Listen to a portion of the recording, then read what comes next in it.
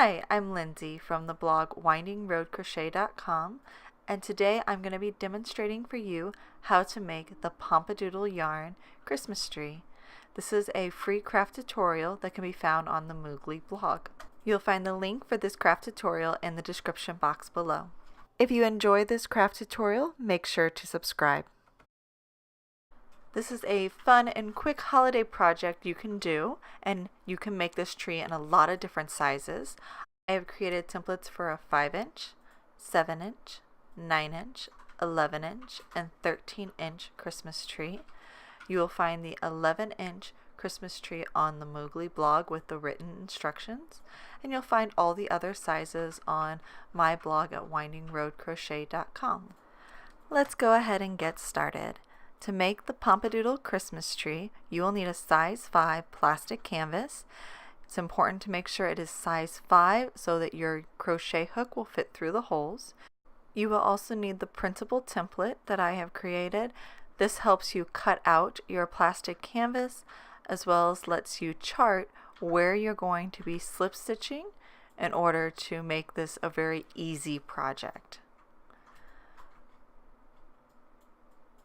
We will also need a pair of scissors, a few markers to mark out where we're cutting and slip stitching, a small crochet hook. I'm using a size F here, but you could also use a size E. You will need 1 skein of the Red Heart Pompadoodle yarn. This is a yarn that's made up of individual pom-poms with a cord connecting all of them, which is what makes this project work. If you like, you can also have some matching Super Saver yarn. We are going to use this to crochet around the very bottom of the tree to give it a nice clean finish. You will also need a sewing needle. So the first thing we're going to do is cut out our plastic canvas. We are going to use the template to do this. And all you're basically going to be doing is cutting a quarter of a circle. So you're going to come up the side, we're going to cut around a quarter of a circle, and to do this I'm going to first use a marker and count up how many squares I need to move and how many over, and I'm just going to mark that so I know exactly where to cut. So first we're going to mark this little middle edge that we're going to cut out, and then counting up how many squares we need, we're just going to mark up that number of squares.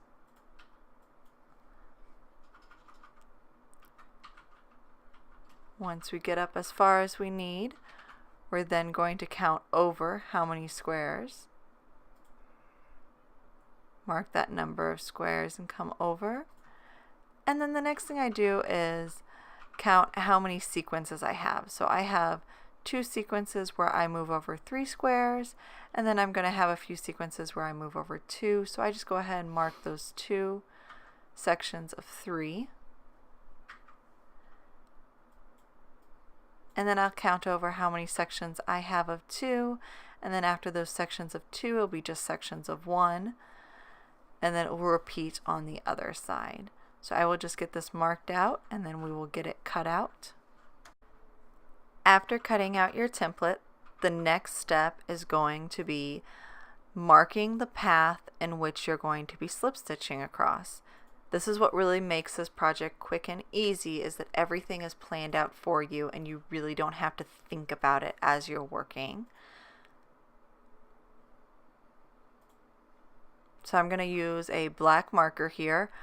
I'm really not overly concerned about the color of the marker because these poms are going to cover it up. So following my path, following my template, I am just going to go ahead and mark the squares that we are going to be working over.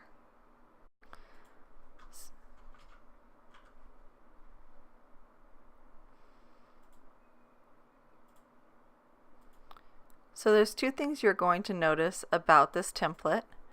First, we are going to leave this very end row unworked because we are going to use that to slip stitch. We are also going to leave the very bottom square on each section unworked because we are going to be single crocheting into that once the whole tree is completed. As well as we are going to leave a 2 square space in between each row. The palms are going to come together and cover up that area, so that's why we're leaving that extra space, just so that everything doesn't get overly crowded. So here I am just following along my path. So once you complete your path that you're going to be slip stitching across following the grid, we'll go ahead and get started slip stitching. So my path is completely drawn, and we're going to be following this while we slip stitch.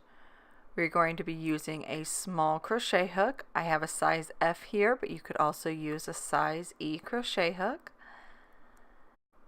To get started, we're going to take our Pompadoodle yarn, and you will want to make sure you have a tail before the first pom-pom, otherwise that first pom-pom could possibly unravel. So we'll take our crochet hook and push it through that very first square, and working with the cord behind the first pom, we are going to yarn over and pull up through that first square. And you are going to want to pull up a loop that is roughly about 1/2 inch. We're going to skip the next 2 holes and push our hook through that 3rd hole. We're going to yarn over using the cord in between the 1st and 2nd pom-pom and pull up another loop. And again, you're going to pull it up till you have about 1/2 inch of a loop, but it's also going to secure that 2nd pom-pom next to your plastic canvas. Skip another 2 holes and push it through that 3rd hole. And this time we are going to grab the cord behind the 2nd pom-pom, and that's again going to help secure that pom-pom in place. So pull up a loop, pull it to be about 1/2 inch tall. Skip your next 2 holes, push your hook through the 3rd hole, yarn over once again in between the 2nd and the 3rd pom-pom, pull up your loop, pull it until that pom-pom is tightly against the canvas, skip the 2 holes again into the 3rd, and then you're going to be using the cord in between the 3rd and the 4th pom-pom. And then you will just keep repeating this pattern until you get to the corner, and then we will go ahead and turn, and I'll show you how to do that. So once we reach the corner, we are actually going to be continuing with the exact same path. You're going to skip 2 holes and work into the 3rd hole regardless of where that hole is. So for here, I'm going to skip 2 and then go 1 to the side for that 3rd hole.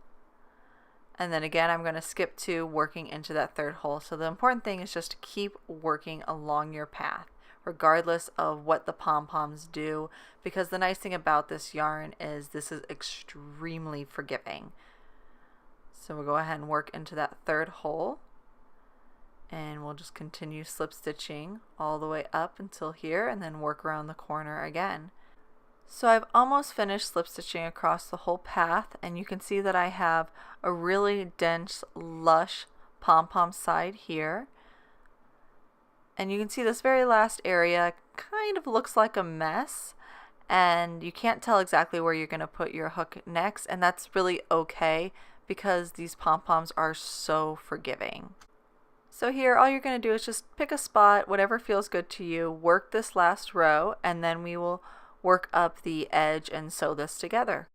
So just so you can see what I'm doing, I am using a piece of canvas without the pom-poms on it, and using a needle and some matching yarn, I'm just going to fold this around and whip stitch this together.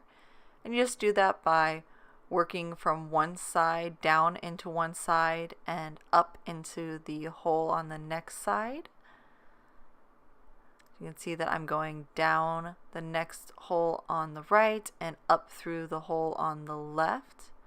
And this is just a whip stitch. So we'll be whip stitching the edges together. It's a little bit harder to see what you're doing when the palms are on, but just work slow and you'll get this done real fast.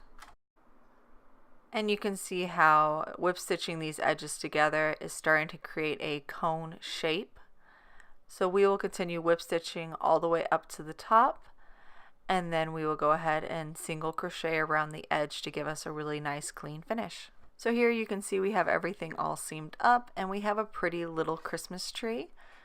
To finish it off, I'm just going to take a small amount of hot glue and secure this very top pom-pom, as well as you might have just one thin spot up around the top that you can use a little hot glue to secure that. Otherwise, everything should look pretty good. I also take a little bit of hot glue with this very end tail and just secure it into the center of the cone. And then now we're going to go ahead and crochet along this edge just to give it a really nice, clean, finished look. This part is completely optional, but if you decide that you do want to single crochet around the edge, you will need some yarn that matches your Pompadoodle poms. And you just want to make a slip knot. Go ahead and pull that tight and put it onto your hook. Again, I'm just using the size F hook that I use whenever I did my slip stitching. I'm going to flip this over, and you can really pick any hole to start working with, but you're just going to go ahead and crochet right into one of those edge holes that we left open. And then I am just doing a single crochet, and I will do one single crochet. So go in through the hole, yarn over and pull up a loop, yarn over and pull through both loops to do a single crochet. And I will keep putting one single crochet in every hole all the way around. And once you get yourself worked all the way around, you'll just slip stitch to the first single crochet and you'll be completely done. So here I have everything worked in to give that nice clean edge. I'll put a little bit of glue on my top pom-pom, and there you have it, a pretty Christmas tree. This is a great project, works up super fast. You could work up one for each of your kids and then let them add ornaments all over it by just simply a little bit of Elmer's glue and buttons or any other knickknacks you have around the house that would look like a cute little tree ornament. Again, the written instructions and the links to the templates can be found in the description box below, and thank you for watching.